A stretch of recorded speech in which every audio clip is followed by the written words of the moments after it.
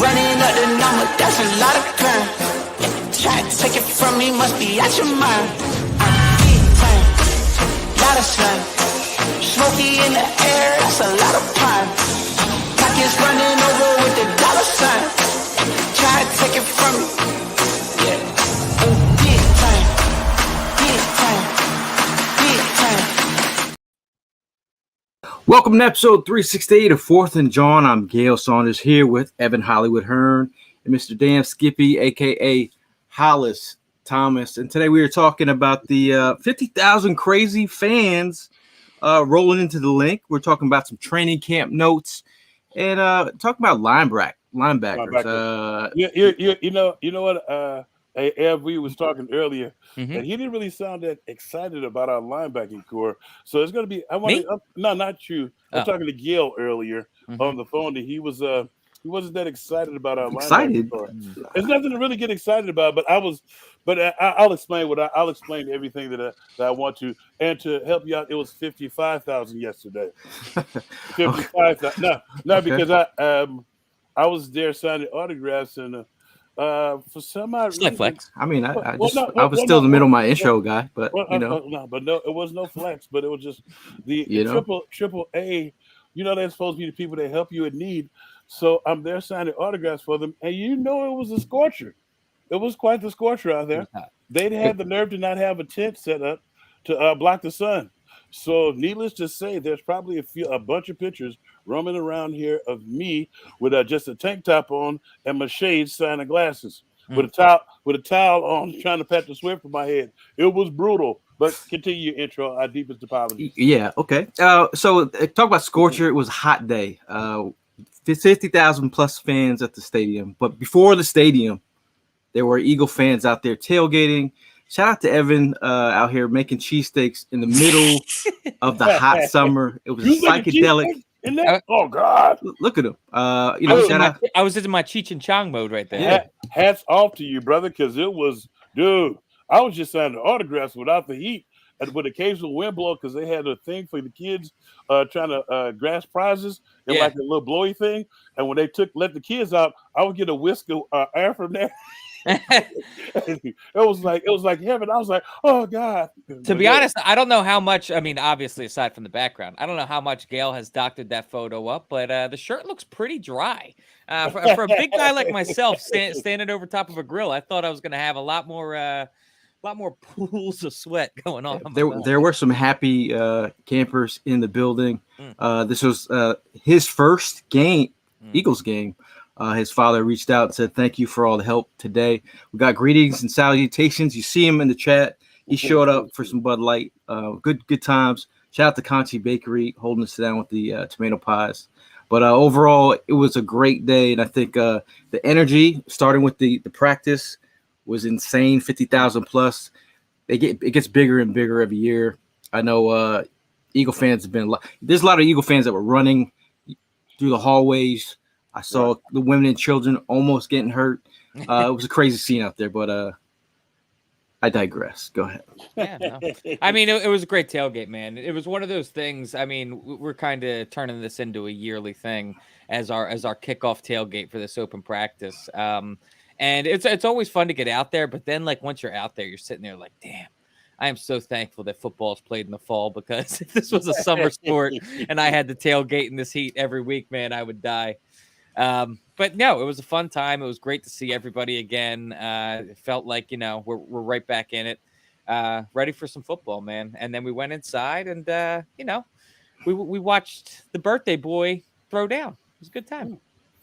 Yeah, I gave you a bit of a synopsis of what I started out doing. I didn't go in and watch practice because I was at the they had the Legends practice. I don't know if you saw my post. I was there with Ryan Phillip and his son at the Eagles practice, but they had all the you see it. So I had so a couple of guys. We had to take a picture with Brandon Whiting. Those light skinned guy with the glasses. You saw him and Ike take a picture together. That picture was kind of funny because they were in the same. I want to say either they were in the same draft or back to back. But what ended up happening is both of those guys end up playing defensive end, but one of them played tackle. And as you know, Ike was a linebacker. So Gotcha. in the 1 year, we kind of lost, like, all the defensive ends got hurt. So I had to. So I'm looking. I'm looking out to I'm looking out to the defensive end, and it's Ike standing out there. I'm like, oh God. And then Ike was a soldier, and he was out there making plays and stuff. The funniest thing though is that, and Ike will tell you this, is little guys always want to do what big guys do. So he wanted to do one of the stunts where the end goes first. No. You remember he's only 6'3", 215 pounds, trying to run into the inside of the wedge collar.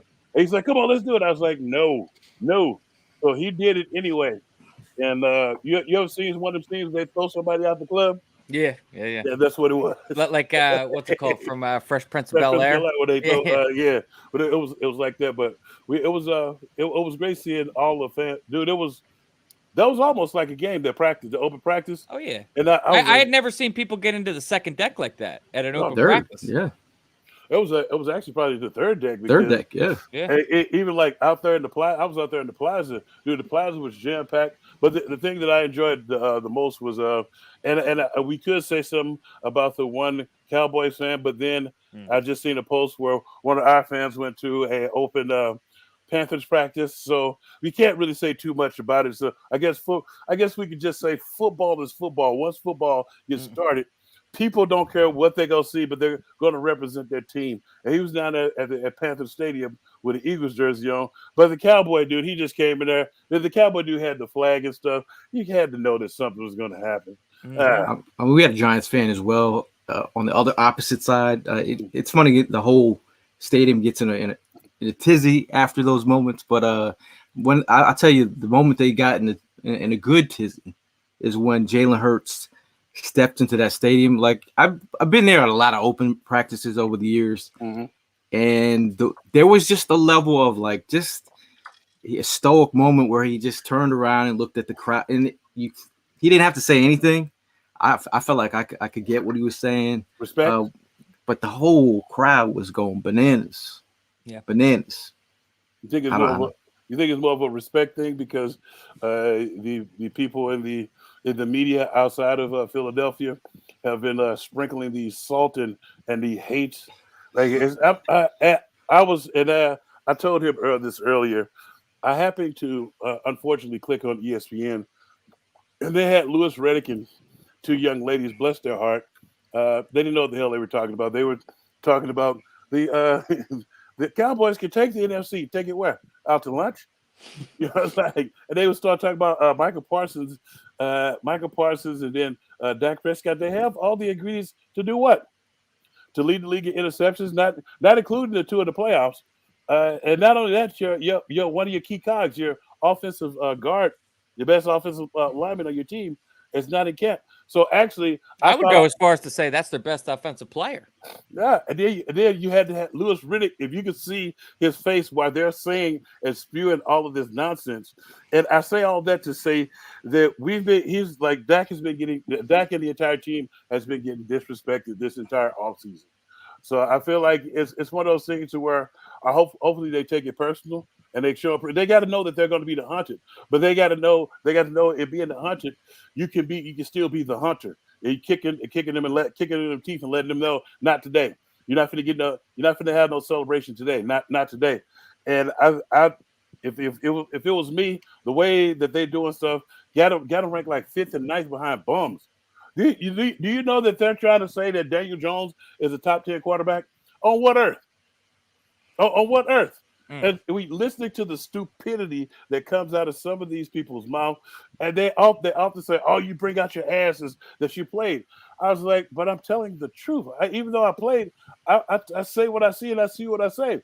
When we stick, it's been times when the Eagles we've been stinking up the joint, or we didn't know if we were going to win. That's not the case now.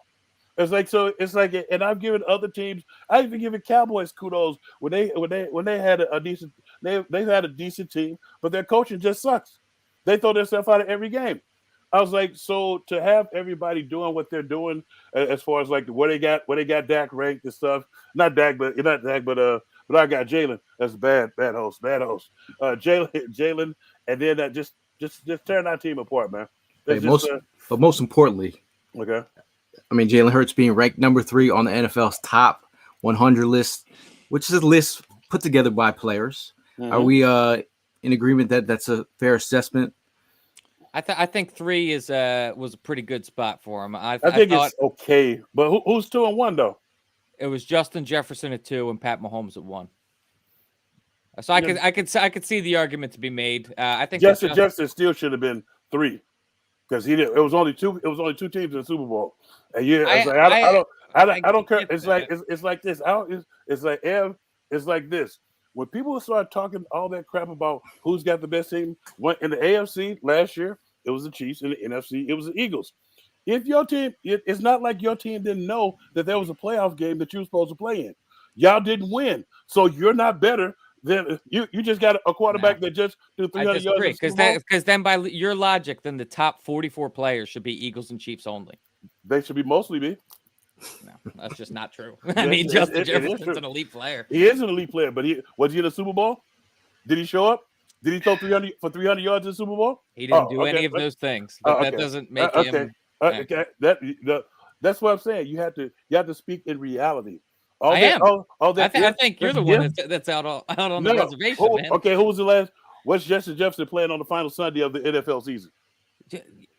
He's a wide receiver. That means nothing. Was he playing on the final Sunday? This is a stupid argument. I know. And anyway, this is about Jalen Hurts here. Yeah. Exactly. Jalen Hurts here. Other than the top 3 NFL top 100 lists, the guy's birthday was yesterday. I think it's a perfect time to just give Jalen Hurts his flowers. I mean, he's been tremendous. I think overall, just looking at his awareness, what he means to the city. I mean, you see a photo that was put out by Carson Wentz recently. I thought, which many people thought that was a Photoshop, that it wasn't real. There's a picture of Carson Wentz in the Eagles helmet, a Washington jersey, and Colts shorts. And I mean, just the awareness level. When he showed up to his presser with Washington in a Oscar Mayer Wieners suit, I was concerned. The level of custom shoes that he had put out on the timeline, I'm like concerned. Oh, at the end of the day, I'm appreciative of having a quarterback who's just self-aware. Dude, I agree with you entirely. And that Carson thing really is aside from the whole, obviously his play is a total head scratcher, but just him as a person, the entire makeup, whether it be, the outfits he throws together or just how he interacts with his own teammates. Like just thinking back to when he was the franchise guy here and how quickly he became unliked just by the rest of his team, by the fan base, just because he refused to bend at all in the type of person that he was. I'm thankful as hell to have a guy like Jalen Hurts that you can relate a lot more to, and it's just a better overall fit for the team. Wait, the funny thing about Carson, it wasn't his unwillingness. I guess you could say it's his unwillingness to bend, but I think it was us finding out what type of teammate he was.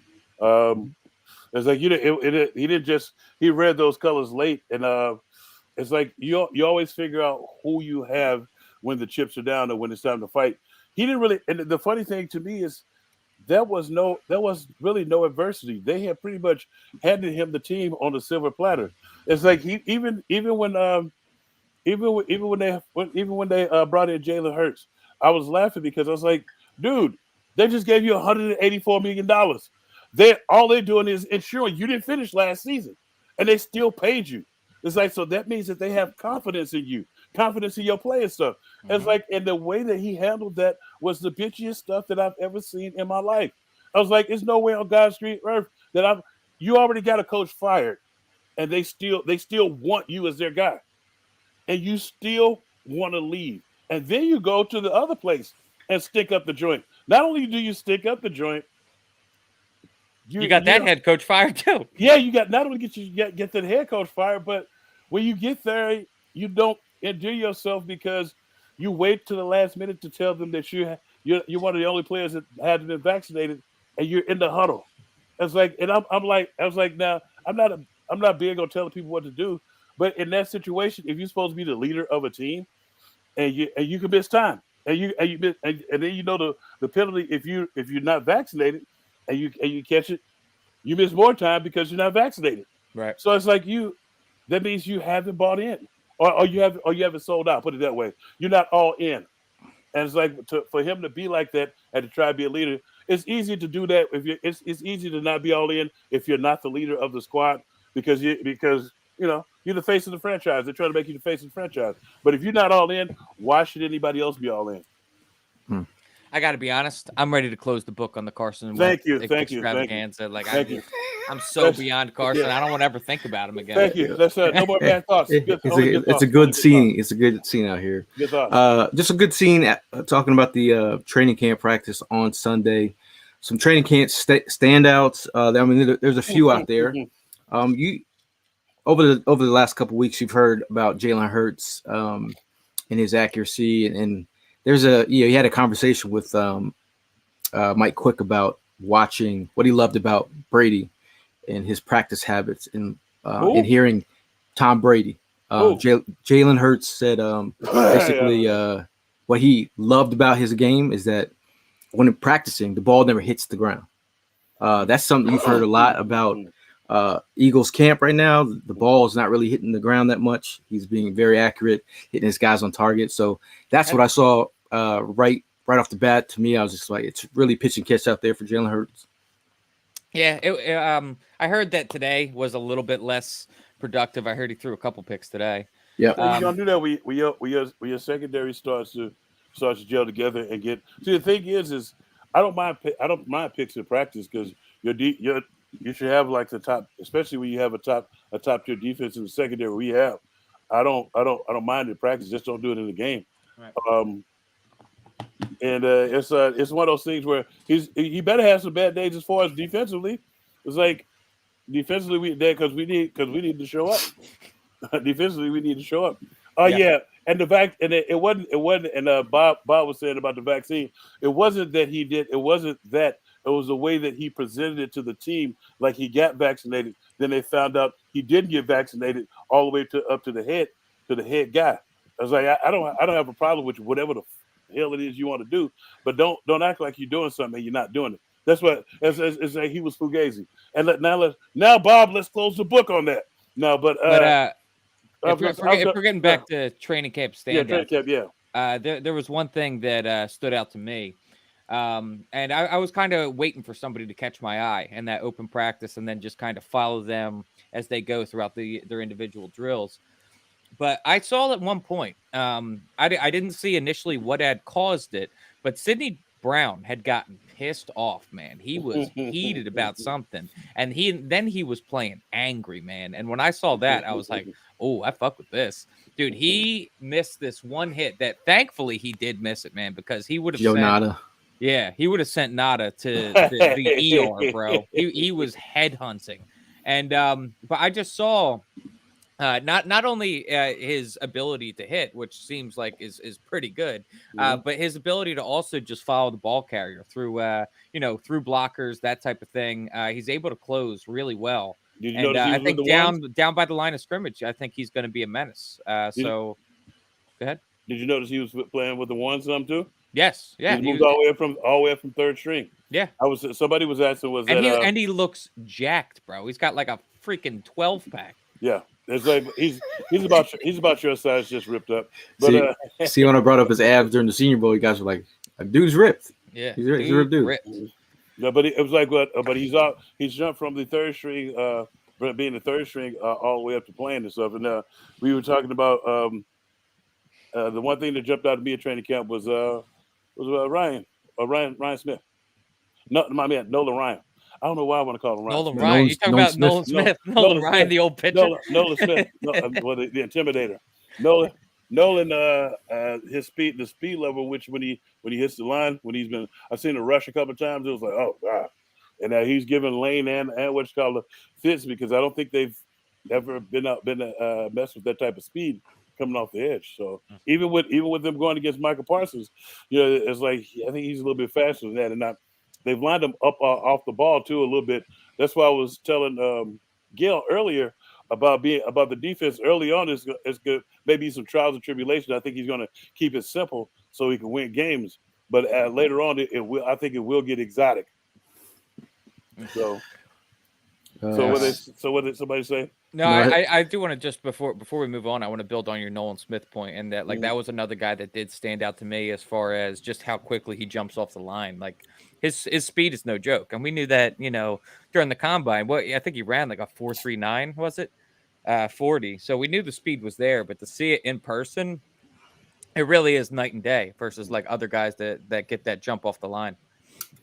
Now, I mean, a lot of buzz going around Sidney Brown. A lot of people talking him up. One thing that I've heard talked about from a lot of the beats, I saw Todd in chat calling him Captain America. Reed Blankenship could be a lock. He's got that locked according to some beats out there. I know Kempsky was super high on him. Lock as in starter lock? Yeah, starter lock. Now it's just left for the last position. I mean, there's an interesting. We're seeing Kayvon Wallace get some first team reps. He's been flashing out there. What do you think about Kayvon Wallace? To be honest with you, bro, it's one of those things that you need to prove it to me in a Thank game. Thank you. As of right now, it's also. Is it my mic? Mm-hmm. Your mic's fine. No, you. Now we can't hear you, buddy. Now we can't hear you. What'd you do? We got the production guy over here. Have a mic issue. But hey, if he's thinking what I'm thinking is that he's got to do something mainly spectacular in the game or something like everybody. Like when you watch, this is what I need to see from Kayvon Wallace. When you watch the game, when you watch the preseason games, it's gonna be twos in there, second unit. He needs to be dominating. It's like he needs to look like he shouldn't be out there making sport of these guys. Other than that, I don't care. It's like because he's already shown me nothing, and it's like if he looks pedestrian out there with all the tools, can't hear you. Unmute yourself, Ev.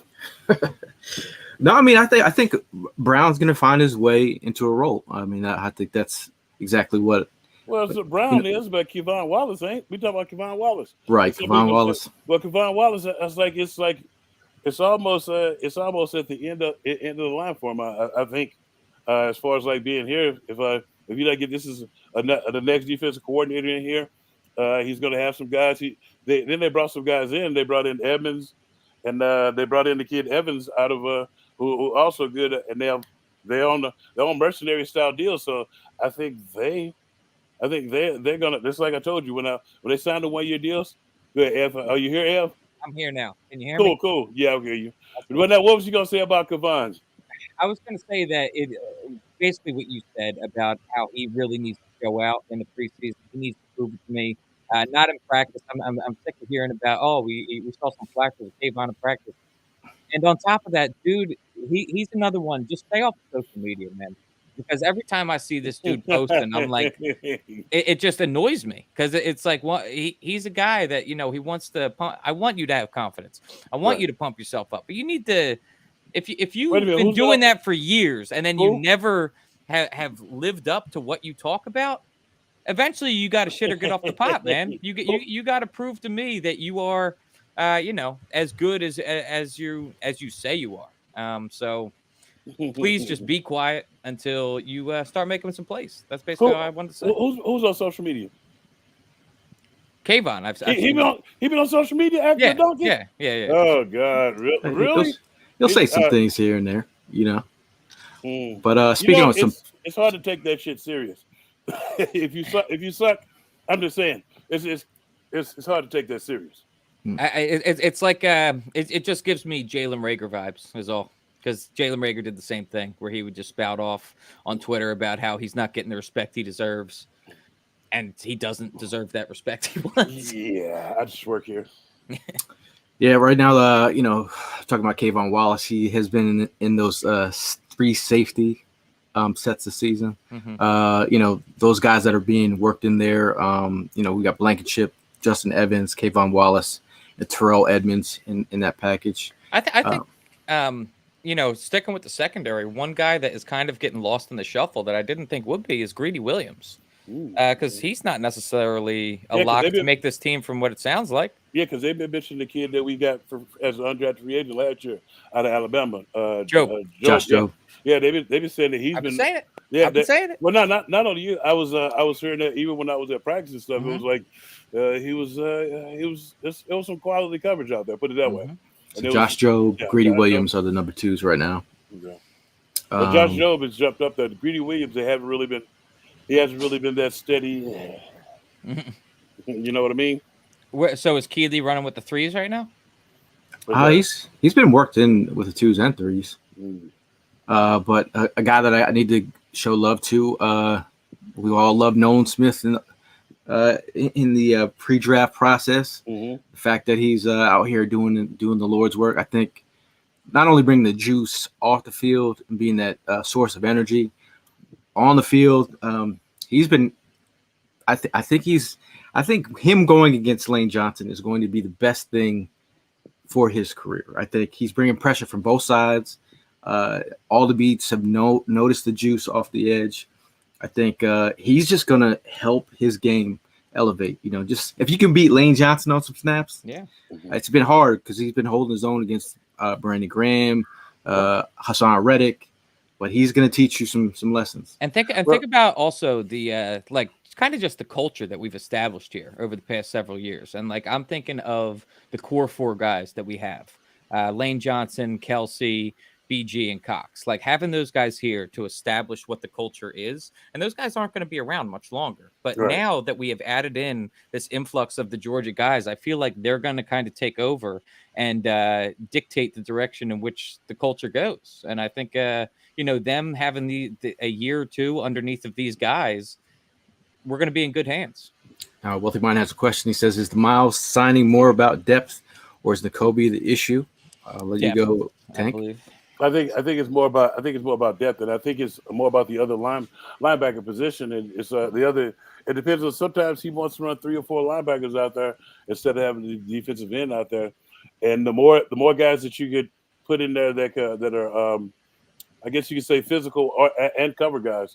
Because when you look at Miles Jack, you think of a cover guy, but you think of a guy who's often hurt. It's like he's got a soft tissue in your hamstring or something, or a quad contusion or something where he can't go. So you bring him in there as an insurance policy. I was like, because everybody's as much as we wish and that we hope that everybody stays healthy the entire season, you got to look for quality depth. And I don't know if the kid out of Michigan State that they were coveting, that they were coveting, is going to be quite the answer. I was like, he's probably got a few years to go, but you always want that veteran presence. And also, they played under the style of defense that Desai is looking to employ. So it's great to have those guys, because I think Miles Jackson was taking reps with the ones today, so he jumped right in there. So but Miles Jackson plays all 3 linebacker positions, so he's one of those guys where you can insert and handle business. I mean, Dean. I'm gonna let Ev get into his segment in a sec, but I know Dean was dealing with an ankle. It was just for precautionary reasons.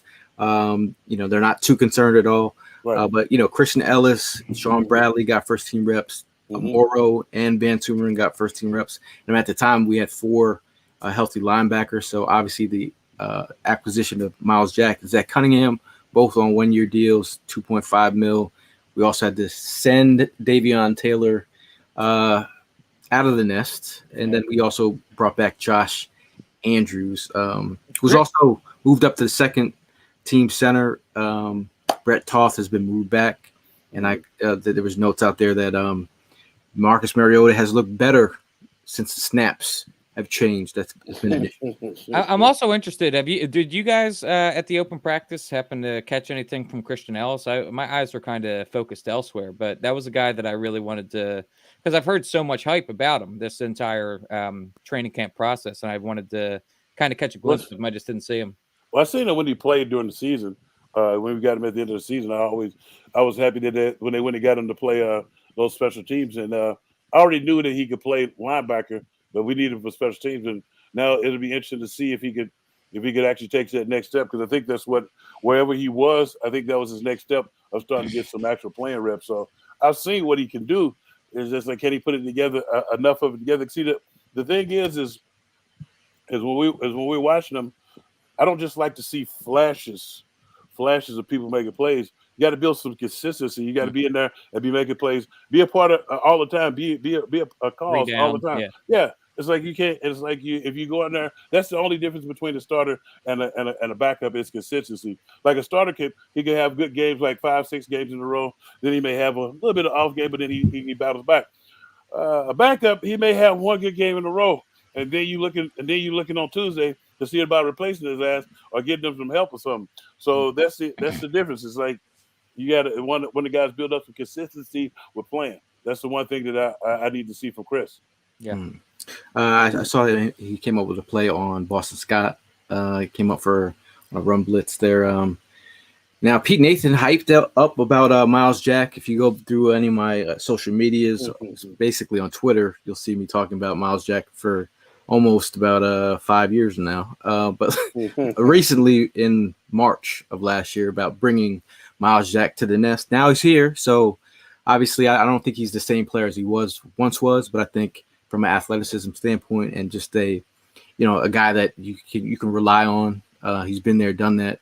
I think, you think you can line him up to Nakobe Dean alongside Nakobe Dean. If that's the play, I think that could be a serviceable group. But what are you guys' initial feelings on Miles Jack?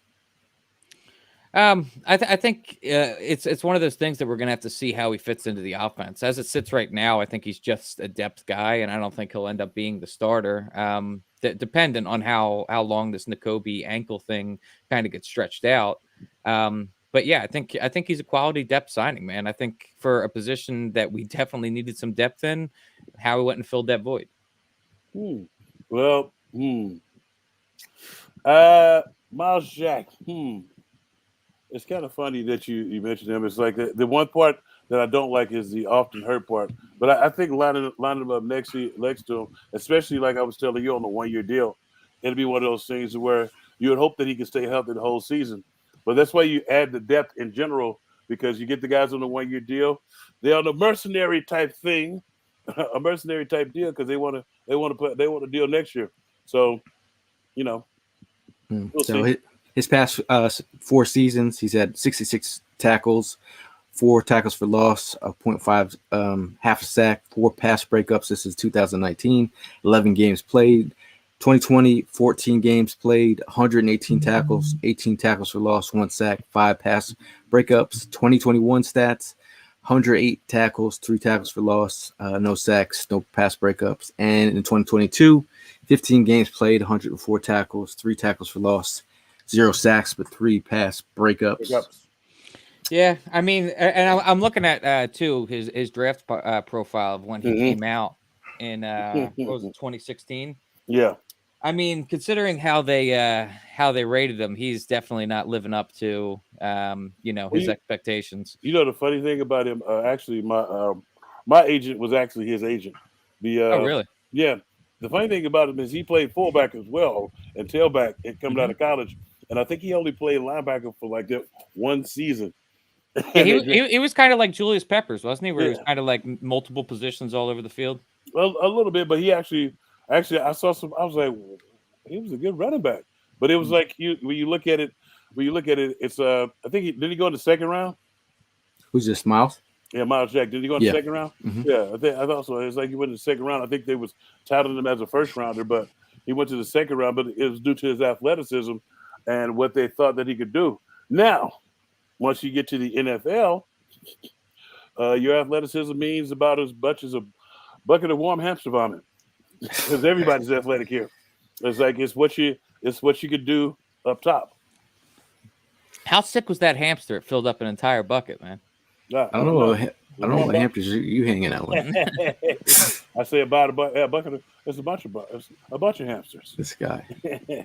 But now it's like if we get a whole season out of him, that should be spectacular. If we could get a whole good season out of him, he's a little long in the tooth now.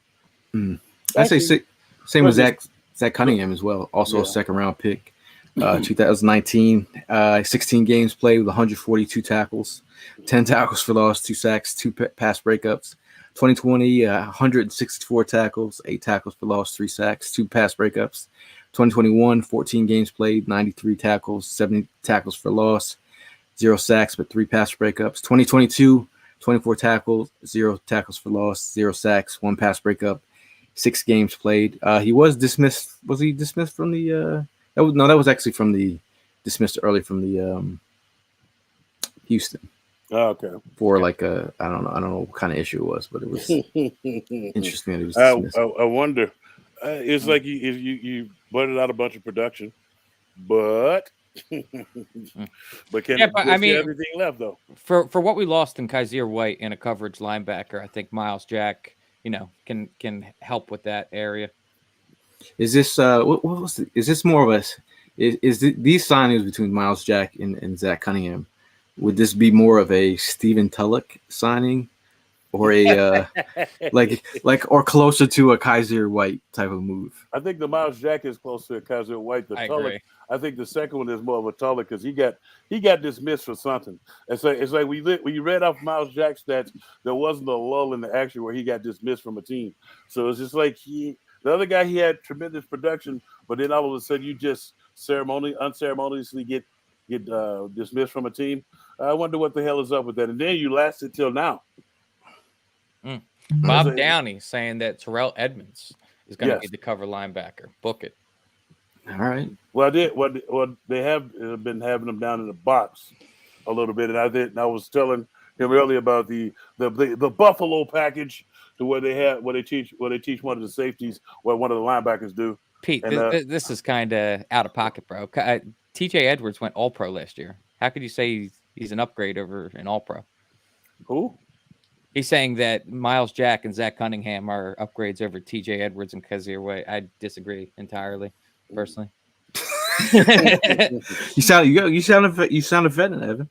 I'm not offended. I'm being realistic. I want the expectations to be realistic for what we're going to get out of these guys. And I think that there's a reason that Miles Jack has been on the wire for so long. Thank you. And there's other guys out there. I think this is more of a see if they still got it type of thing. I don't know if he's going to be here. It's like just like you said, they didn't really invest anything in him. It's a 1-year deal. It's a 1-year make it or break it deal. So it's like they didn't really invest anything. So 843 Philly fan asked, "Do you guys think Terrell Edmonds is going to make the 53-man roster?" I would say yes. I think so. Yeah, I think so too. Rack Jack, I got to tell you, I love the podcast name, NFL Masala. Very nice. Very nice. Very nice. Now, if you guys have been following us, though, we actually went to the Eagles Autism Challenge. This is where this phrase came up with "What's the medicals?" Evan Hollywood Hearn, he got Hollywood for a second, and actually confronted said young rookie, who's on my list, said Nakobe Dean, and asked him face. It wasn't one of those things where you ask around. He went to the man's face and he said, "What's up with the medicals?" So we have our own segment now where Evan mistakes, pal. Evan's gonna keep you updated on. So check the medicals with Hollywood Hearn is officially a segment. So let me pull out my stethoscope here and go through what we got on the injury report. Today we had 3 non-participants in practice, all with ankle injuries. Them being Deion Kane, Nakobe Dean, and Patrick Johnson. In limited action, we saw Devin Allen, who's still working through a calf injury, and James Bradbury that's working through a groin injury. And then we all saw at the open practice Moro Ojomo. He went to the locker room. He got poked in the eye, he is all fine. Everything is groovy. He was practicing today, so no long-term injury there. Keeping an eye on this Nakobe Dean and Patrick Johnson thing. I mean, we're like we said with Miles Jack and Cunningham, we're obviously kind of thin at linebacker. We brought those 2 guys in, and to have a guy that I think Patrick Johnson, I think is a guy that has gotten progressively better each year that he's been in the system. And Nakobe Dean, he's a guy that is we have a lot of high expectations for him to step in and eventually become a premier linebacker in the league. I think that's what the expectations from all of us are. So, hoping that those ankles can get shored away. Well, That was the medical minute with Evan Hearn. Now, with what you said, now it makes sense why they brought the 2 linebackers in there as guys, so they could get their guys shored up. And if they show them something to where they could knock somebody out of the box, I'm pretty sure that they'll keep them. But now that you said what you said, I'm like, oh, okay. So those are camp bodies. You know what a camp body is, don't you? It's a jag. No, it's camp body. No, it's a camp body is when they bring you in to take some reps. If you show them something, cool. But you're really just in there to stay in shape and get you don't get a couple of checks, but it's because somebody else blew a gasket. Do you know what JAG stands for? Jaguar? It's just a guy. Just a guy. Okay. Just a guy. I'm sorry. I grew up he's just a guy. Yeah. Well, I grew up in the era where you actually use your words. Rap Check says if I say once, you don't know what once means, do you? Once. We are not the same. Remember that. Oh. Okay. Rackcheck says, let's see what you got in Devin Allen, the sprinter. We're not gonna. He is a sprinter. We'll call him sprinter, but also he was activated today. He was on the non-football injury list. But we also signed former Colts wide receiver Johnny King, who was he was a rookie free agent from South Missouri State. If you see some of the guys the Eagles are bringing in, they all have a body type. 6'5", this guy, 209 pounds. So I think if you look at him, you look at Nada, you look at Kane, they're all trying for that role. The as big the dogs. blocking, big wide out. Hazelwood's big, isn't he? Who? Hazelwood, isn't he big as well? He's like 6'4" on there. He's like 6'4", 6'3". That's like the kid that they just signed. You don't want to look at his SEMO tape. You want to look at his NEO tape. And I think at the NEO, I think he had like 142 receptions or something like that. Mm-hmm. Northeast Oklahoma. That's it. They used to be one of the top tier junior colleges that everybody used to come out of, like over there. There's a couple in Arizona. So. And while we're talking about wide receivers as well, I mean, I think that we've heard a lot about Nada and how he's kind of been popping off as the best wide receiver 4 on the team in practices so far. But I have to say, Olamide, he played pretty well in the open practice. I saw him have a couple good catches. There was one in the back of the end zone in particular that he had a nice little acrobatic fall catch. What about Quez? I think Quez is solidified his number 3 spot as much as. No. What did you see in practice? Did I see? I wasn't looking. If I'm going to be honest, after being out there baked in the hot sun, sitting on a tailgate, there was at times I had look. Well, I was watching, but I got Gail a giant. I'm about to go. I'm about to go right in. I was. I said, look. I looked at Evan. Evans looked at me. He's like, "You wanna read his water ice?" And I said, "Bro, I'm like, thank you." He came back with that reader. I wanted mango, but they ran out. Yeah. So what did you get? What did I get at Blueberry? Blue Raz. Had a blue tongue and everything. But I'm sitting there getting brain freeze, looking at Ev. I'm like, bro, I was in so much pain, but it was so good. In the back of me, he's like, It was so good. It was the best Rita's Ice I've ever had in my life. Try the Georgia Peach if you ever get a chance to.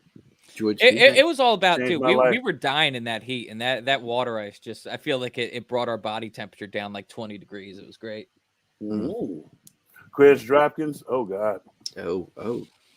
Riddick and Nolan are considered linebackers too, right? They are considered linebackers. I think Nolan more than Riddick though, because I think he's used to dropping back as well. But no, it's like when you look at Riddick, it's like he's an outside rusher, and he may give you a little flats, like a couple of little flats just to be a decoy.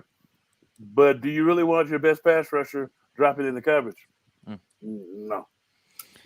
Mark Bird says the Devin Allen clock is ticking. And while I agree with you, I just want to throw out the caveat that there was a time, once upon a time during Eagles training camp, where I was sitting here saying, I am sick and tired of the Jordan Mailata experiment. It's time to move on. And boy, was I wrong. you really was saying that? Dude, we were like 4 years into it, and he hadn't done anything. You really was saying that?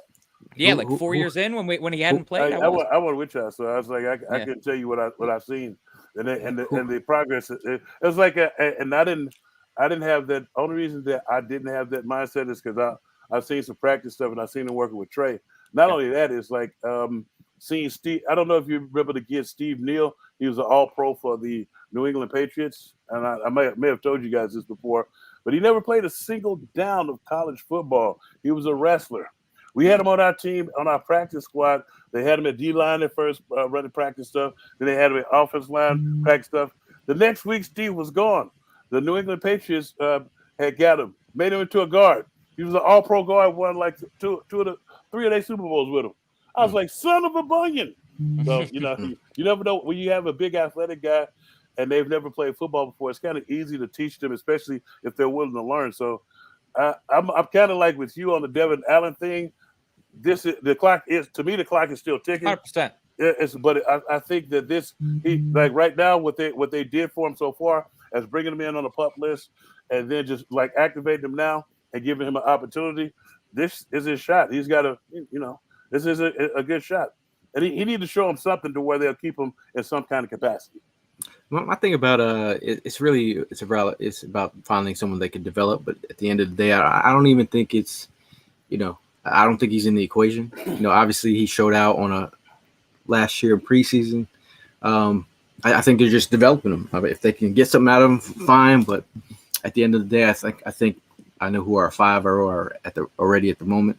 If you can't get on special teams and contribute, that's at the end of the day, your wide receiver 5 and 4, they got to be in the mix in that. I think someone was up on the screen. I forgot what that comment was up. I was going to say something on it. Don was talking about, if we were able to keep Arcega-Whiteside around for years, we can give Devin Allen. There's a big caveat there. One, draft capital. Yeah, man. JJ was a second-round pick versus we're talking about an undrafted free agent. Yeah, those guys get a little bit more leeway. A lot more leeway. What the hell do you mean? Yeah, I'll tell you. I started my rookie year. There was a particular first-round draft pick that did not play one single snap of a game until the 16th game of the season, and was that when everybody was sitting? No, we had to win the game. We had to win the game to get into the playoffs. So we played against the Jets. That's when Tyrone Depper went on TV, and the Jets were like 1-14. It's like, hell, if we can't beat the Jets, we need to be at home. That's when Hugh was still with the Jets. He gave him all. Hugh had like 3 or 4 sacks, dude. They gave us all. We ended up winning, and that was my first playoff game. Was listening to Jeffrey Osborne sing the national anthem. He woo woo wooed, would be mine, oh mine. But it was like it's kind of like they get way too many. Not only with the team that they get drafted by, but the rest of the NFL. You're not old enough to remember John Harris. You probably heard about John Harris. John Harris was drafted to be the predecessor to William Fuller. William Fuller had 3 years in a row where he had 12 plus sacks at left defensive end, and he was a free agent after that. They didn't sign him back. He signed with San Diego and had another 3 or 4 years of 10 plus sacks at the left defensive end. We drafted John Harris in the first round. We proceeded to keep him, and that was the first time I had ever seen a coach cry. Our defensive line coach cried because they had to release Indy Kalu, who got drafted in the 5th round, and he was 10 times better than John Harris, who got drafted in the 1st round. The coach was crying. And it's like that. So, but the part that I'm getting to is he got two more shots after he left here. Yeah, we traded him to Denver. Then he got a shot at Green Bay too. The GM do not want to be wrong about anything. Achilles Smith got a second shot somewhere after he got left Cincinnati. I don't think you're old enough to remember that ordeal either. No, but I've seen it with even this year with N'Keal Harry. I mean, remember when he went? He was the Patriots' first round selection a few years ago, and then he bounces around. Where was he last year? I think with Chicago, and then he was, We worked him out. He just signed with someone today. Yeah, and now he's elsewhere. He just bounces around. He's Now Anthony asked Hollis, "What's the first thing you do when you get to Seattle besides play grunge music?" Play some grunge, but you said play some grunge music. Evan's favorite. Well, I heard y'all got some quality haberdashery spots. As you can see, my team, my favorite color is green. And you like to go find the green? Damn Skippy. We all repping the damn Skippy squad. Make sure you get your T-shirt. Yeah, from PhillySportsShirts.com. My boy Drew, he's just got the go ahead to. He's got some Kelly Green shirts that he's coming out with too. Ooh. You guys might want to go check those out. It's tremendous. PhillySportsShirts.com. And speaking of Kelly Green, man, me, Gail, and Prime were all we were leaving the practice that night, and Prime had said me. I was gassed at this point. I was just ready to go home, and I wasn't ready to go drop hundreds of dollars in the pro shop. I just wanted to go home at this point. And Prime's like, "Yo, let's go check out the pro shop." Dude, if you guys on any game day want to go to the pro shop, either get there early or go another time, man. The lines with the Kelly Green this year are going to be insane. I got one better for you, Ev. So when you remember when I that fiasco that my autograph signing, when I get up for my autograph signing, I just have to be right next to the pro shop. How about I turned it and it was a line?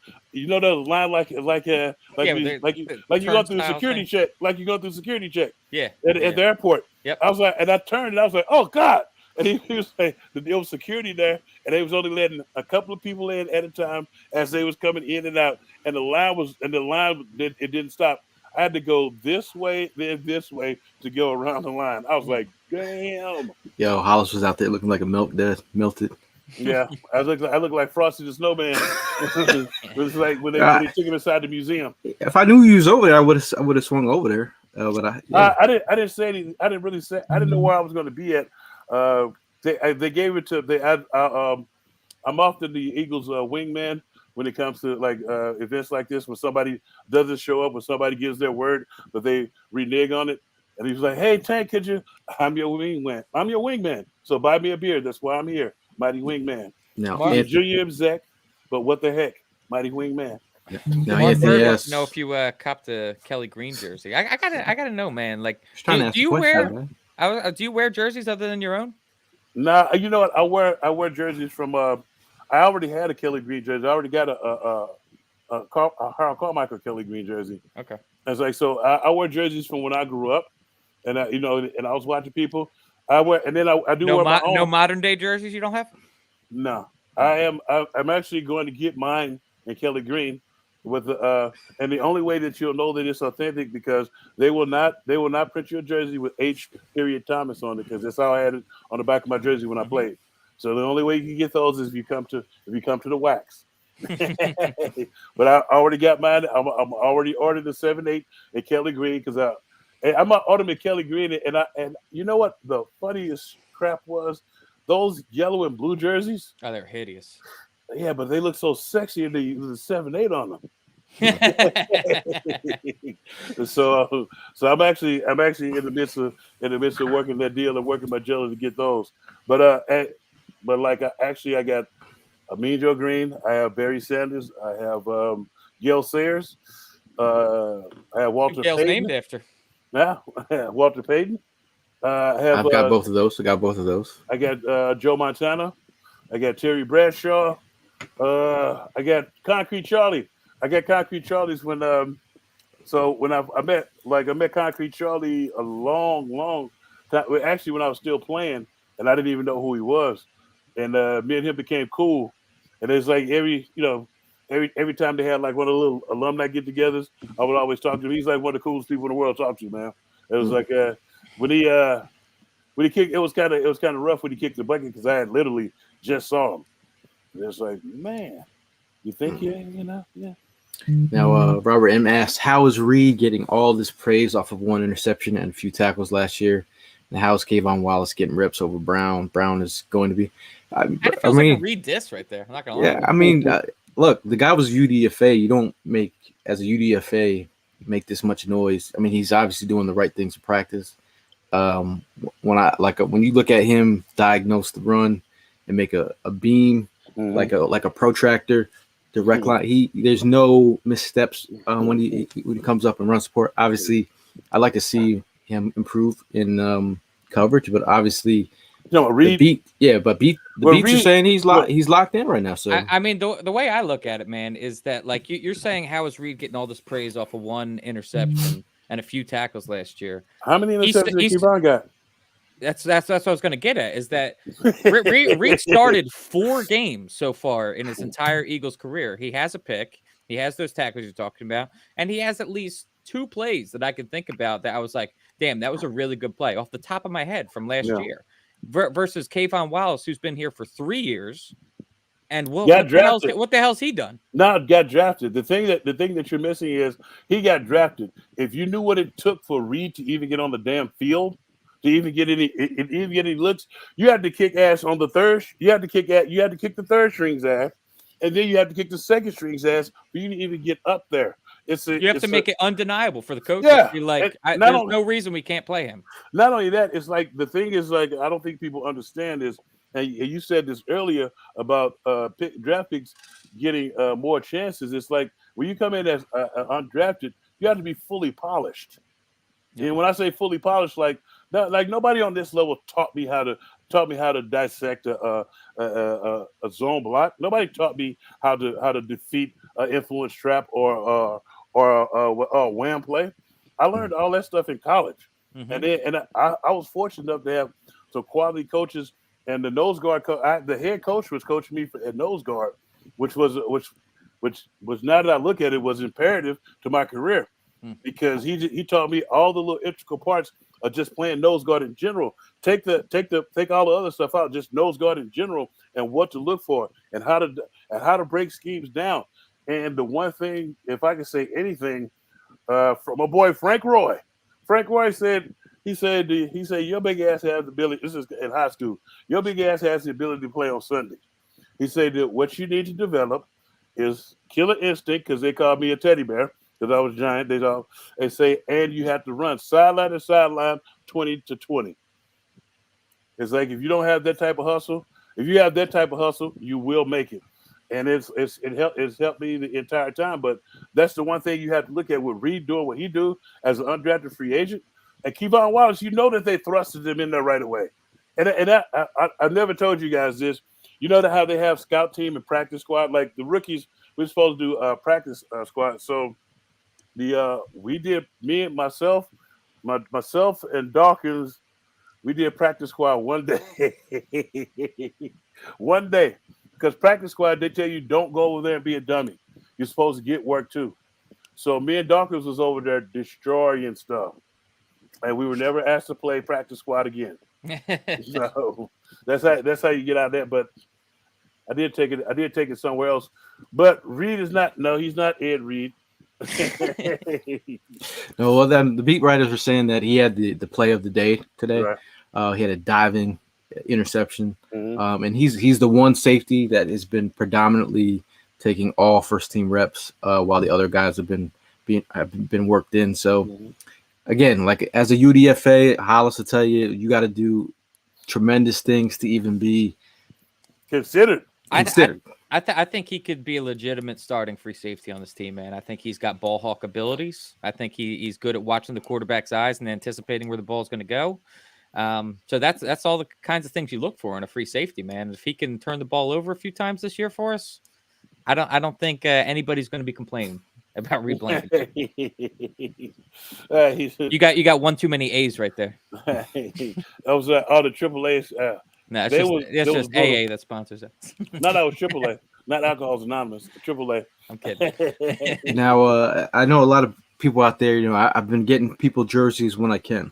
I know a lot of people out there doing the Lord's work. You know, if you have not got your Kelly Green jersey, I will try my best as I take periodic. I just got back from the damn post office today. So if you hit me up, I will try my best. You know, it takes some time. I know some people are saying that it won't be till October till you get your jersey. But that's why you see crazies like us at 3 a.m. getting our jerseys, because it means something. But again, I just know how things work after all these years. So obviously, if you need a jersey that bad and you're in this chat right here, I will try my best to get you a jersey. Just send me that money, okay? Send me that money, okay? Sean says, who in this room here is going to the home opener? That would be all of us. Damn, Skippy. Ryan, stop me. We'll be where we gonna be at? Where we gonna be at before the game? Now, I'll be at the 4th Jawn tailgate, pal. I know. I'm gonna be at Live Casino though, with sipping on private stock. Yeah, with Philly sports strips. Are you guys are tailgating in the same spot that Vince had his birthday, right? Yeah. And then the first trip is down to New England. That should be fun. That should be fun. We'll be there for the Philly Sports Strip tailgate. You guys going to New England? Mm-hmm. I think so. I think we have to. That'll be. I think it's gonna be fun there because I think the night before I think we're having a party at one of the Eagles bars there. And it should be a tremendous time. It looks like, from what I can see, what the menu says, and the layout of fine adult beverages.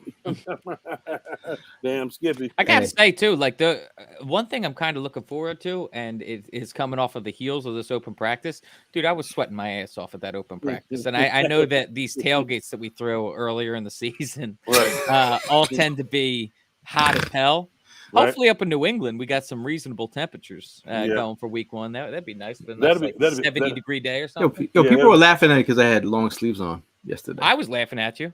Well, I mean, I was like, "What the hell is this guy doing?" You do look like somebody's uncle out there. See, I'm sweating. Like, obviously, I got the desert look because you guys got dark material on.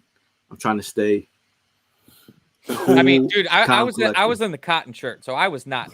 Well, initially, Ev, I had on a light gray eagle, old school eagle, with the old school eagle on the front, and I had a black bucket hat on with the old school eagle on it.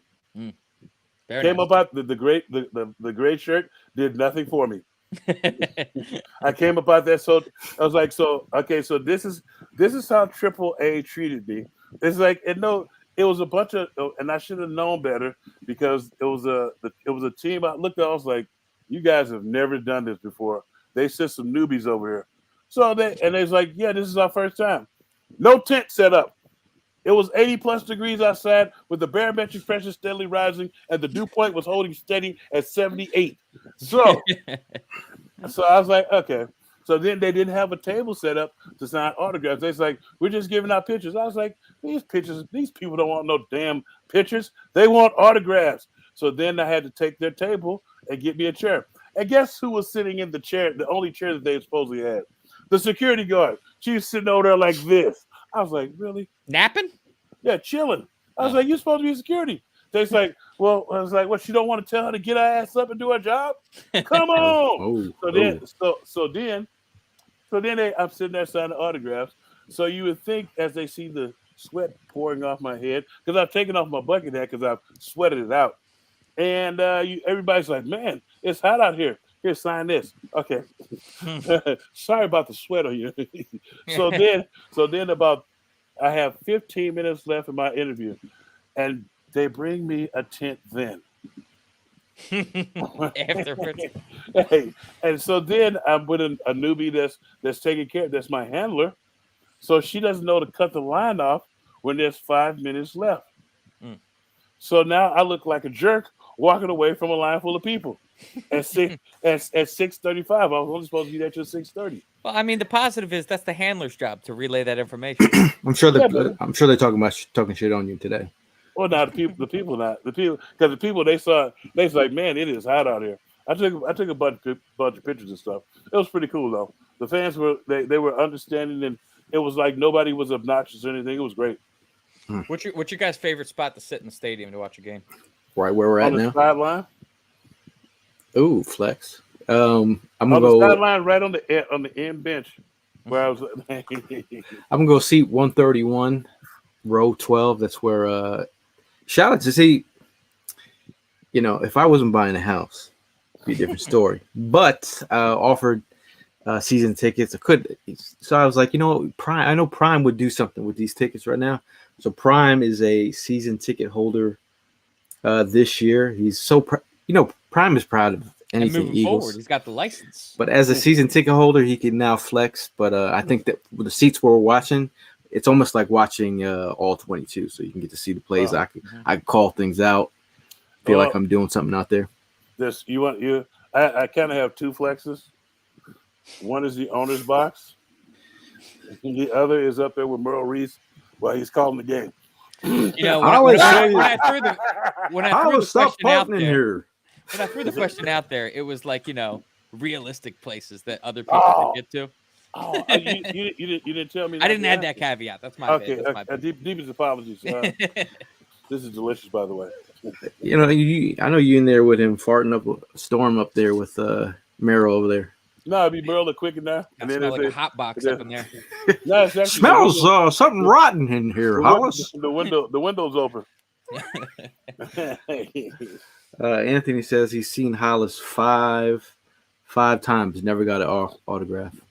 Damn, man, what you was waiting on? He's waiting. He's at the back of that line, still waiting. No, he's not at the back of the line. He's seen me 5 times up close and personal. I think we probably got a couple of pictures together. Bob Down Under says he only gets 30-yard line. Standing only ticks. 30. Not bad. I just want to give a shout out to Philly Sports Trips. Now, if we talked about going on trips, now if you're looking to book a trip, go to phillysportstrips.com. They have all these packages that you can go on. Don't forget the bus trips. Y'all like to go on the bus trips. Yeah, you like both bus trips. They cover all sports now, not just football, but also baseball. If you do that, hockey, maybe. Did you do hockey trips? Yeah. Are you going to the one in the hockey trip for the Hell outdoor no. game? Hell You're no. not going? I'm going. I don't do no hockey. I'm going, and I'm going to London next year on the baseball game. See, now that would be nice. I'm going. I know you. This guy, first class. He's drinking a drink, and his pinky's up. My pinky's not out. I'm a man, so. I seen it. I walked by. I seen Hollis with his pinky up. I grabbed my drink like this. Let's see. Any other topics that did we miss something? Yeah, bread company. Did we miss something? I guess not. Did we miss something? No, any other training camp standouts that we forgot? I mean, we talked Nolan. We talked Sydney. Let me ask Jalen Carter has been balling. Let me ask you guys this thing. He's been record sharp too. I was wondering what you guys thought about. What do you think that Desai is going to deploy? How do you think he's going to deploy these guys? Because this is the point. Well, because we've seen the vanilla side of a defense that's stacked like we are. So what are you guys expecting this year? Out of Sean Desai? I mean, it's kind of an open-ended question. A lot of upfronts. Well, I'm just saying, are you expecting a little innovation, a little, hey, let's mug the center and not let the baddest quarterback in the land just know everything we're doing? I think having Nolan Smith in the house gives you a tremendous wild card. I think moving him around will be very interesting. I think. I mean, if you need to put him in coverage, they're throwing him out there in some coverage snaps. Yeah. I was going to say with his speed, it could be stunt city, man. Yeah, but okay. So since you guys really didn't have any answer, this is what I envision. I envision putting Nolan out there, Sweat out there. I just said Nolan Smith. Ready. I'm talking about putting them all out there at the same time. Oh yeah. But putting just 2 defensive tackles in there and putting 2 other linebackers in there. And pretty much running amok because you don't know what he's going to run. And when you do that, I call it organized chaos. And organized chaos means that everybody has an assignment and you follow your assignment. I don't know if I've ever told you guys this story about how Jim Johnson became endeared to me. I was like, so when he first got here, I was like, I was slightly the man, little fat ass kid, I could stuff and run and do this and that. And so, watching if you look at some of I have to show you too, what I'm talking about too, is when you write up all the defenses on the board, when you just look at them in just plain sight, it looks like everything is built for the safety and the linebackers to get fucking sacks. And one time Jim was just like, no, if you do your job, you may come free too. You have to do your job like you're going to come free too. And when he said that, I was like, so then it was like, it's one blitz in particular, and they know it's my favorite blitz. You want to know why it's my favorite blitz? Because I still remember the hand signals. It's even, fox, alert, snake. That means it's an all-out blitz. As a defensive tackles, we were supposed to rush. Now, initially when I saw this, I thought I was supposed to bull rush the guard. You bull rush on the track. If the guard leaves, you keep going. That's how I got a bunch of sacks and stuff and forced fumbles, because when you listen to the integral parts of the defense and you do your job exactly the way they tell you, then everybody eats. And that's what I'm looking for. That's what I'm looking for in this defense, especially with the guys being played with each other before, knowing that if you do your job exactly the way that you're supposed to, eventually you'll eat. Not eventually, at some point you'll eat, because somebody's got to come free. They can't block everybody. So yeah.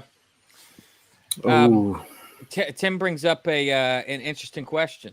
Something we've been talking about this off season. How's the Juergens versus Steen battle looking? As of right now, it looks like it's leading Juergens, right? Yeah, it looked like Juergens leads right now. And I'm cool with that. I just didn't want Juergens to we had to find a new center, but I think we just have to go with the best guys that's ready right now. You think if Kelsey, let's say Juergens performs well at right guard this year, right? Do you think when Kelsey retires next year, we slide him over to center, or do you think that we end up just in the draft seeing what we do? Well, no, you because Juergens is a backup center, and so he has to kick down and Steen comes in. So I think that this gives us a tremendous balance, because on one hand, I don't like the fact that I do like the fact that Juergens is going to get some quality time. I was like, but then on the other hand, we have to bring Steen along, and I think Steen is probably going to get some playing time as well. Especially late in the games, if we're destroying people like I think we should be. Right. It's so. I think this is going to be good for Juergens in the long run, because he'll know how to play guard, and he'll know what the guy's thinking, especially when Kelsey does leave and Steen is over there. He could know exactly what to tell the kid. When you say when the Eagles are demolishing a team and Steen comes in because of that, are you saying he comes in with the ones, or are you saying that the twos entirely come in? Well, no, he's going to come in. He's going to come in, and they're going to kick Juergens to center. See, it's like when you bring that when you bring. But I'm saying, would you still have Jalen still out there at that point? No, and you're experimenting with Mariota's going to be out there. Okay. Now, when we're kicking ass, everybody gets to play. It's kind of like in high school when I was a sophomore, and they put me on the just because I played football, they put me on the varsity team, and we was running up the score. Everybody wanted their name in the paper. So I was on a fast break one time, and I was with a kid that was smaller than me, and I had ran back on the fast break, and I looked at him. I was like, if you don't pass me that fucking ball, I wanted my name in the paper. So it's just like that. Everybody's going to be looking for stats. Now, Steen's getting some reps at left tackle as well. They're also getting some first-team reps at guard with Cam Juergens getting some first-team reps at center, giving, obviously, Kelsey some breaks during camp. So I think there are, the fact that you get Steen getting some work across the line, I mean, at the end of the day, we really need versatility. I mean, whoever that utility guy is going to be, we need that. Yes, it's kind of like when you're a young guy. It's like when I first came, I thought I was just gonna be playing left defensive tackle. He's like, no. When you go in there, you play wherever the veteran don't want to play. It's like, damn. And every veteran wants to play left tackle because you lined up with your right hand down. So it's only person that didn't line up with their left hand down, with their right hand down, was Red Hall. And I love Rhett because every time I went in there, he was in there. He's like, you know what to take your little fat ass. I was like, well, thank you, appreciate that. Let's see. Any other topics we've missed? I don't know. I just work here. I think we hit them all. I think we've hit them all today. What's happening? One question we got here from Bob from down on. Question for you: do you feel sorry for the twos O line going against the D line's twos? I do not, because sometimes in life you need to get your ass kicked to learn a lesson. And if these guys can walk away from their ass kicking, they're receiving from the second D line, and at least come away with it with some information on how am I going to tackle that next time, that's valuable. They're getting better. I don't feel sorry for them. That's what. See, that's you're right, Ev. The thing is you put the ones versus the twos. You know why you do that? Because eventually the twos are going to have to play sometime, and they're going to. That's the competition that they're going to play against. I never understood that when I was playing, but now I do. It's like, because when you go in there, you're not going against no two. Yeah, it's like you're going against their best players, especially when you're the one winning the game. Exactly. It's like it's like they do that in practice all the time. So it's the one thing that I end up loving, because that's it. Pretty much how I got to play. I got started. I moved up to the second unit. I was on the first goal line unit, and I was on the first short yardage unit. Maybe because I was the chubbiest there. But then, like, getting in there and playing against the ones and the twos, that's when you truly see. That's when you truly get. They see you, especially being undrafted. It's like they're not really looking for you to do anything. But then when you do something, like, who was that? Rewind that. It's like, okay. So I got to ask you guys, based off of Pete's question, do we finally put an end to the annoying ass story that is every year that I think the Baltimore Ravens have won something like 25 straight preseason games? Yeah. You think we bring that to an end? It'll be interesting to see who plays. It'll be interesting. Harbaugh is a extremely competitive individual, so we'll be looking to do it. Put it that way. Yeah. What I would like to see, I would love to see the running backs out here, the back end guys. Obviously, Trey Sermon. This is a topic that just keeps breaking. I'm just saying I'm already locked in. I already got my 4 guys. I don't like. Heard some beats talking about, they could trade Boston. Boston Scott is a utility guy that I love. He's a Giants killer. Yes, I mean that's worth $1.9 million, right? Alone, beating the Giants, 3 times in a row. Yeah. Okay. Somebody want to know what position I would have played if I didn't play defensive tackle, nose guard, fullback. No, you know what? The funniest thing is they tried to put me in that position. I don't like getting hit. I like dishing out pain. I probably would have played guard. That's about it. Now something where I could attack. Now Robert says, I have a feeling Slay or Bradbury will take a slight step back. Who will it be? I don't believe so, man. Those guys. I think Bradbury had an All-Pro year, second team.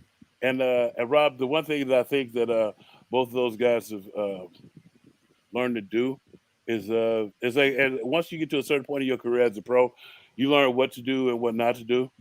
And I don't think it's like the part about taking a step back. I think with the young guys, I think the young guys will keep them young. Put it that way. If you put it this way, it was like when I don't know if you guys remember we had Troy Vincent and Bobby Taylor playing at cornerback and stuff, and like when we get the influx of Dawkins and Damian Moore at safety, they were spry. It was like we had some. It was like they were spry. Then we added Dirty One, Al Harris. It's like that's actually where the Buffalo package came from, because I think we were playing against Arizona Cardinals, and they ran a lot of Kings. Kings means no tight end and 3 wide receivers, but it was 3 wide receivers and 2 running backs. So when they come out with that type of formation, you can't put a linebacker out there on the damn wide receiver. That's what the Buffalo formation I was telling you guys. That's where it came from. So you want to. The thing that you want to do as a defensive coordinator is you want to match personnel, but you also want to be able to have a myriad of things that you can run and still run that you would normally run out of regular, but you have different personnel in there. Chris, When you talk, hey, Hollis, you're talking about formations. Now, Yeah. check out this formation. I don't know if you guys seen this formation. Oh, This God. this formation was where the 49ers thought that they could block our front. Look how panicked Brock looks right there. With Brock Purdy alone, with Tyler Kroft trying to block. It's kind of funny that you put that up there. If you get a chance on one of the trips and you meet Wilbur Montgomery, ask him about Kyle Shanahan and getting quarterbacks hurt just like that. Because he hates Kyle Shanahan. He said he gets every quarterback that plays for him hurt because he thinks that you could block with 5 and then just let everybody go out. You cannot do that all the time. Yeah. 49ers fans have hit my DMs now. They're a little salty from that meme. They're memes, guys. Just memes. Yeah, that means they'll get over it's just memes. Tell me, you know the funny thing is they had their punter talking about that they could have won if their quarterback hadn't got hurt. You know how stupid you sound talking about if your quarterback had to get hurt? Your offensive line is supposed to protect your quarterback, Mr. Dumbass. Kroft. Mr. Dumas. Oh, but they want Tyler Kroft on Reddick. Whatever. Exactly. They're stupid. Let's see. Anthony has a question. He says, question for all three of y'all. First player that comes to mind when you think of Kelly Green. First player, honestly, the first player that came to my mind, it's either Reggie or Eric Allen. Wow. Okay. Harold Carmichael. I'm gonna go pee. This guy with the urinary update of the month. I'm going with Randall. I mean Reggie too, but I just feel like I think Randall is just like, maybe because I like Randall, but I think overall Kelly Green era, man. It's I'm gonna be honest. I was talking to Evan, and I was saying, looking at all this sea of Kelly Green, I was just like, I kind of liked it when it was my own thing because I was when there's not a lot of people that were wearing Kelly Green after you see him sprinkled in. No, Gail was the one that gave the Eagles the idea to go back to Kelly Green. Yeah, obviously, but it was just one of those things where I just rock it because I just rock it, and then people are like, "Oh, that's dope. You're rocking the Kelly Green." But now just to see a whole bunch of Kelly Green. Yesterday I didn't even wear my Kelly Green jersey out there. Because everyone was wearing Kelly Green. I was like, man. So now you're gonna go back to. It's kind of like what I said. It's like the forbidden fruit. Now you can have it. You don't want it. Yeah, Gail's gonna start rocking the yellow and blues. I can feel it. She's like, you know what? They're actually not that bad. They're not that bad.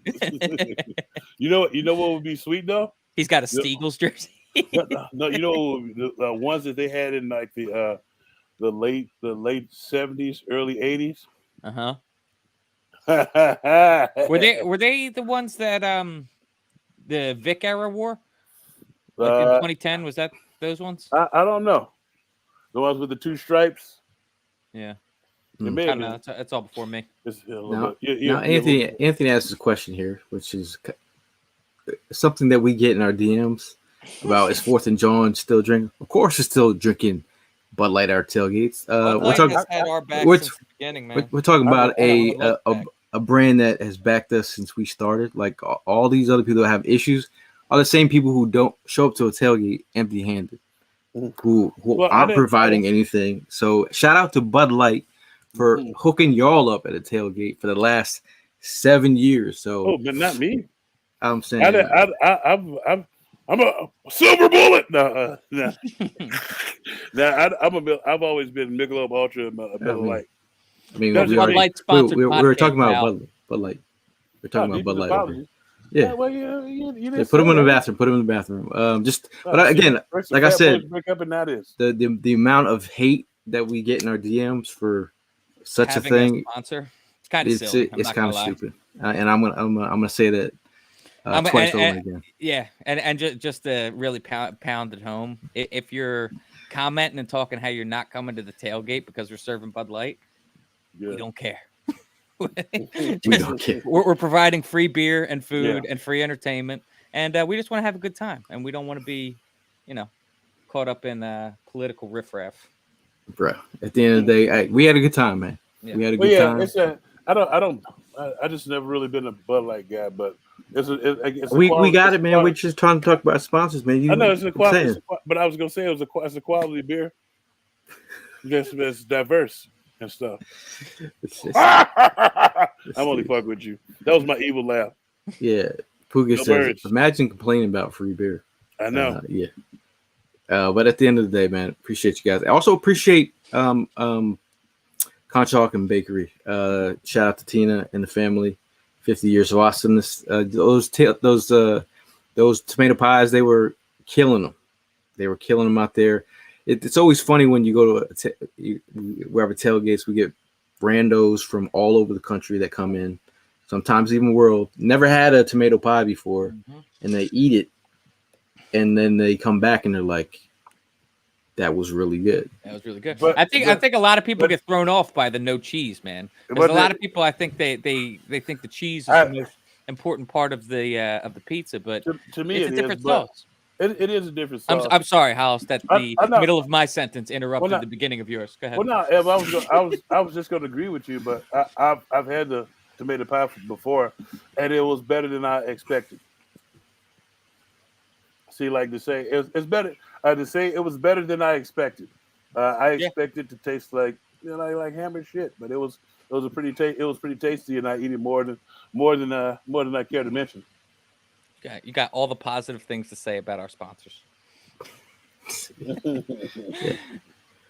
Pete, got to try an Evans cheesesteak. He still has not.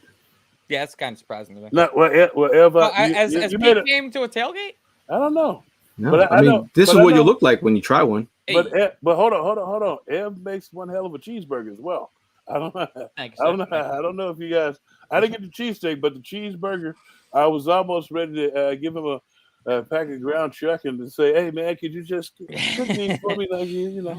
No, so Ev was flexing around with his new grill, right? And then he I hadn't eaten anything all day. I'm holding down the spot, and all of a sudden, Ev just comes out of nowhere with bacon. He just throws the bacon on the. He's like, I'm seasoning the grill, like.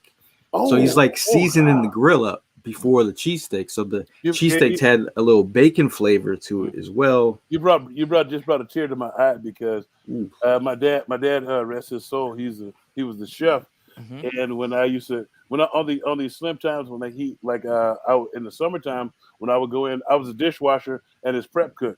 On the times when I would go in, that's how he would literally season the grill. He would start, but the bacon was for like the bacon cheeseburgers. Yep. And they were grilled chicken with bacon on them. But he would start it out bacon lined all up over the whole grill. And I would wait till he was gone to steal some of the tasty crisp pieces of bacon. And it was just like, man. As soon as you said that, I was like, man. Yeah. That's kind of the problem that I've run into is that I wanted to up the grill game for this next year's tailgate, and I did that. And I went and I got a Blackstone. I went with the premier brand. But the issue is that, man, I live in a small apartment. I got no place to put this thing. Do you also know one of the other things you can do too to up the sexiness and the deliciousness of your cheesesteaks and burgers? What's that? It's sometimes my dad used to take a raw onion and rub the grill down, and it makes everything delicious. Interesting. A raw onion. Yeah, I usually do. While it was on though. Yeah. No, but so the issue that I ran into is that I wanted to season that grill before even the tailgate happened, and then I showed up and like there was already some people there, and Gail comes over to me at one point and he goes, "Yo, so whenever you're ready to start throwing some food on, I think we're all good." And I was like, "Yeah, it's not that I don't want to. It's a matter of I'm not trying to throw some food on an unseasoned grill." So I had to. It was a solid 40-minute process. I did some olive oil. And I spread that all around, let that burn off, and then I threw some bacon on there, some nice fatty meats to get that soaked into the grill top, and then it was cheesesteak time. But luckily, we don't need to do all that seasoning next time. We got a nice season on it right now. Pour beer on the onion and caramelize it. Ooh. Interesting. That is sexy. What was the donito? That's what we're gonna do. A Donito. taco with a donut Nut. filled with meat and Oh. Well, I let's think we're see. completely off the rails at this point. Yes, we CH blank CH. You are. So Jacob, who's from Louisiana, he Right. says, I've been to many tailgates, including the famous LSU tailgates, and I'll be 100% honest, I enjoyed the 4th of John tailgate more. Oh, cool. Blessings. Yes, Blessings. thank you so Good much. things, mazel. And then he also got married this year, so blessings to you and your lovely wife as well. Pete Nathan, he's coming in off the top row. Raw onion trick is good for regular grill, not so much for the flat top grill. I'm just telling you what my dad did for the flat top. it was a restaurant, and he kind of did. It was, and it's good for both grills, but you know. Mm-hmm. Now for our last word. Shout out to Prime, who's got held hostage at work. They said Mel. Prime. Mal got held hostage by a baby. He said, "You better change my diaper or else." Like, look here, buddy. That's real shit. No pun intended. Did Gail just curse? I never heard Gail curse. Wow. So last word there, Mr. Hollis Thomas. I'd like to thank y'all for coming out. God bless. And it's the Eagle season is upon us. It's like right there. You can almost taste it. But I'm glad to be back. Basically, good times are ready to roll. It's about the time for the sun to start going down a little bit earlier, and us to start not sweating so much outside, and the forest fires to get put out.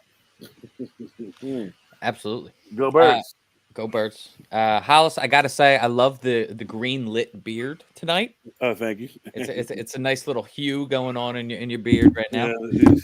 Yeah, But yeah, I just want to thank everybody that came out to the tailgate. I look forward to seeing you guys in a few weeks when we start officially throwing down for the new year. Yeah, man, just excited for the new year, and go birds.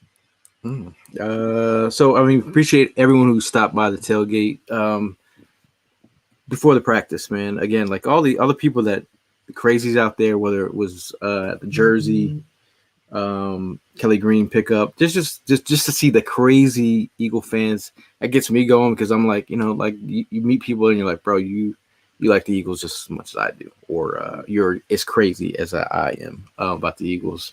At the end of that energy, seeing 50,000 Eagle fans just geeked out for no reason, just people bringing their kids. It's like kids are getting their first time at Eagle events. You see the look in their eyes. We're at a tailgate. Kids geeked up about the Eagles. This is how it starts, dog. Yeah. They see a Hollis Thomas walk away from them, trying to get an autograph. This is how it starts. I slap high fives to the little homies and stuff. Yeah. I think it's worth mentioning too. I'm pretty sure that Citizens Bank Park holds 45,000 people, and so that Eagles open practice, had it been in Citizens Bank Park, would have been above capacity. So it's pretty impressive for a practice, if you ask me, man. So in terms of tailgate and everything, we won't be seeing you until the home opener. But we got word from Jennifer Slay that she was planning to bring that banana pudding, and then the only people who get banana pudding. The only people who get the banana pudding are the players and the people at the 4th and John tailgate. So tailgate and player exclusive. So shout out to the slaves doing the Lord's work, and shout out to Prime and Mal, and thank you guys, all the people in the chat. We'll see you guys in the next one, and as always, fly, Eagles, fly. Damn Skippy. I just gotta hit that button, man. Oh wow, man, the production sucks today. Just gotta hit that button, bro. I thought